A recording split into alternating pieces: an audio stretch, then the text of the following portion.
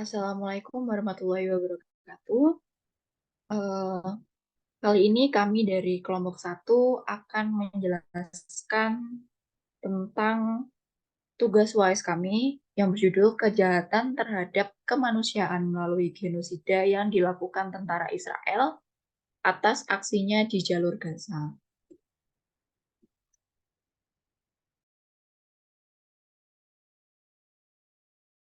Lalu ini ada anggota kelompok kami. Yang pertama ada saya sendiri, Rizkia Sulistiarini. Lalu ada Muhammad Habibi Purnomo, Yohana Ajeng, dan Rio Ferdian Firmansyah.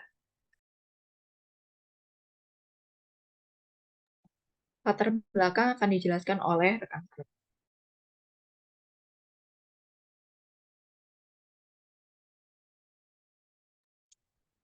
Baik, yang pertama kita masuk pada latar belakang yang dimana konflik antara Palestina dan Israel kembali memanas sejak tanggal 7 Agustus 2023, di mana Hamas melakukan perlawanan terhadap Israel yang awalnya dituduh bahwa Hamas membunuh sekitar 1.400 warga Israel, tetapi video terbaru menunjukkan bahwa serangan tersebut dimulai oleh militer Israel. Setelah AS menggunakan hak vetonya di PBB, Israel telah setuju untuk gencatan senjata selama 4 hari pada tanggal 22 November 2023. Gencatan senjata ini melibatkan pembebasan tawanan dan izin untuk bantuan masuk ke Gaza. Namun setelah gencatan senjata berakhir, Israel kembali menyerang kamp pengungsi Rafah dan klaim bahwa Hamas melanggar gencatan senjata. Al Jazeera melaporkan penangkapan massal oleh Israel dengan sebanyak 7.800 orang ditahan sejak 7 Oktober. Israel dikritik oleh banyak negara karena diduga melakukan kejahatan kemanusiaan meskipun upaya untuk gencatan senjata PBB dihalangi oleh hak veto AS. Oke, slide selanjutnya. Untuk slide selanjutnya akan dijelaskan oleh rekan saya. Ya, mungkin untuk materi pertama yaitu aksi genosida dan kejahatan manusia yang dilakukan oleh Israel.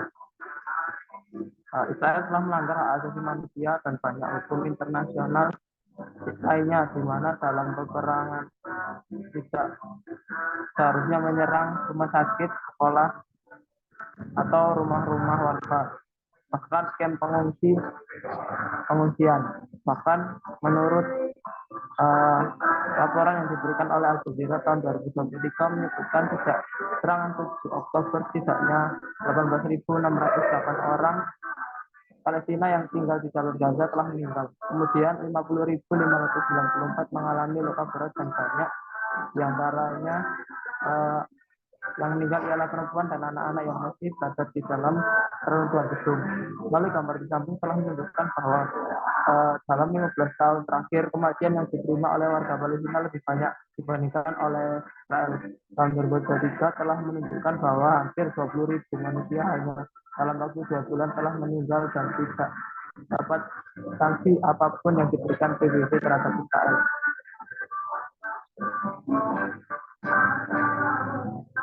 Mungkin melihat jumlah kematian yang ditimbulkan oleh serangan Israel telah menunjukkan bagaimana standar-standar yang ditetapkan internasional, terutama negara-negara barat, akan apa yang sedang terjadi. Padahal ketika serangan 7 Oktober yang diprakarsai oleh Hamas, Human Rights Watch langsung turun tangan dan mengatakan bahwa serangan yang dilakukan Hamas merupakan serangan teroris dan telah memicu kemarahan global ditambah adanya penculikan yang dilakukan Hamas pada 1.600 warga Israel. Oleh karena itu, Israel mengatasnamakan serangannya pada tindakan membela diri atas serangan 7 Oktober. Selanjutnya akan dijelaskan oleh teman saya. Baik, selanjutnya adalah bagaimana hukum internasional mengatur aksi genosida dan kejahatan kemanusiaan. Melihat jumlah kematian yang fantastis, tentunya Israel ini sudah dicap sebagai aksi genosida dan tidak seharusnya peperangan ini menimbulkan aksi genosida yang membunuh masyarakat sipil dan anak-anak secara umum, bukan militer yang menjadi sasaran utama. Seperti yang disebutkan dalam konferensi pencegahan dan penghukuman genosida pada tahun 1949, dalam penelitian Raini pada tahun 2000, genosida tergolong menjadi yang pertama terbunuhnya anggota kelompok tertentu, anggota kelompok mengalami cacat mental atau tubuh yang serius, kemudian aksinya telah direncanakan dan disengaja untuk merusak secara fisik sebagian atau keseluruhan anggota kelompok, kemudian menerapkan langkah-langkah yang bertujuan agar kelompok tersebut tidak lahir atau memberhentikan kelahiran baru, kemudian memindahkan anak-anak dari kelompok tersebut ke kelompok lainnya secara paksa. Jadi melalui 5 ketentuan ini memperlihatkan kondisi bahwa bombardir yang terjadi di Palestina itu dilakukan oleh Israel untuk melakukan aksi genosida. Jadi aksi ini berdasarkan kepentingan tersendiri, bukan hanya untuk sebagai aksi perang, namun sebagai aksi genosida yang tentunya melanggar hukum internasional secara umum. Berdasarkan International Law Commission, Israel ini perlu memenuhi tanggung jawabnya atas setiap tindakan. Jadi karena tindakannya ini,